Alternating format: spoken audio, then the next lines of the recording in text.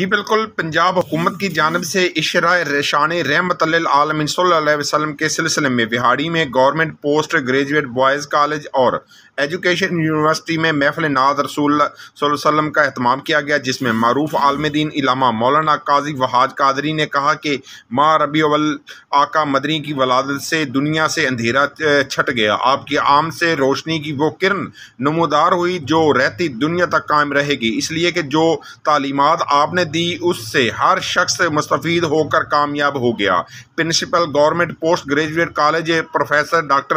رانا صفدر نے کہا کہ پنجاب حکومت صبح بھر میں اشرۂ شان رحمت للعالمین صلی اللہ علیہ وسلم شان و شوکت سے منا رہی ہے، اس کا مقصد طلباء میں آپ کی محبت کو اجاگر کرنا ہے۔ طلباء نے جس انداز میں پیارے آقا کی مدح و سراہی کی وہ قابل تعریف ہے۔ پروفیسر ڈاکٹر اسرار احمد شیخ نے کہا کہ پنجاب کے تمام تعلیمی ادارے بچوں کو تعلیم کے ساتھ ساتھ ہم نصابی سرگرمیوں میں بھی مصروف رکھتے ہیں تاکہ ان کی صلاحیتیں ابھر کر سامنے آ سکیں۔ جی میرے رسول کے ظاہری حسن چلتا ہے اور اس حسن کی جھلک دیکھنے والوں کے نصیب کو اپنی جگہ پہ ہم جیسے لوگوں نے کہا جا چاہتا ہے کہ بن دیکھے فدا ہے یہ دنیا، دیدار کا عالم کیا ہو۔ بڑے نصیب والے ہیں وہ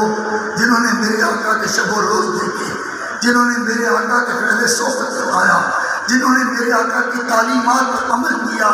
بڑے خوش نصیب ہیں وہ جنہوں نے آقا کے ہاتھ میں ہاتھ دے کر بیعت کی۔ میرے رسول کے زمانے کے جبہ میں رسول اللہ کے ظاہری نظارے کے ساتھ خدا کے ہاں یہ اعزاز پایا۔ صحابیت کا شرف اتنا اعلیٰ ہے، اتنا عرفہ ہے، اتنا بلند و بالا ہے کہ کائنات میں تقویٰ و طہارت کا کوئی عظیم پہاڑ آ جائے، کائنات کے تمام اخباص، تمام اقطاب، تمام ابطال، تمام تابعی ایک طرف ہو جائیں، مگر ایک صحابی میرے رسول اللہ کو حالت ایمان میں اپنی ظاہری آنکھوں سے دیکھنے والا، اللہ فرماتا ہے ساری کائنات کو بھی ایک ترازو میں رکھ دیا جائے تو یہ شرف اسے میرے رسول کے اس حسن و جمال کو دیکھنے کے انداز میں نصیب ہوا، اس کا مقابلہ رہتی دنیا تک کوئی نہیں کر سکتا۔ ان پر یہ ذمہ داری آتی ہوتی ہے، اپنی اولاد کو 3 آداب ہم دنیاوی ترقی کے لیے زندگی کے مختلف شعبات میں سے بڑا انتخاب کرتے ہیں۔ کسی نے کہا ڈاکٹر بننا چاہتا ہوں، کسی نے کہا میں پروفیسر بننا چاہتا ہوں۔ میری بھی خواہش تھی کہ میں بھی پروفیسر بنوں، میری بھی خواہش تھی، مگر آج میں آپ سے کہتا ہوں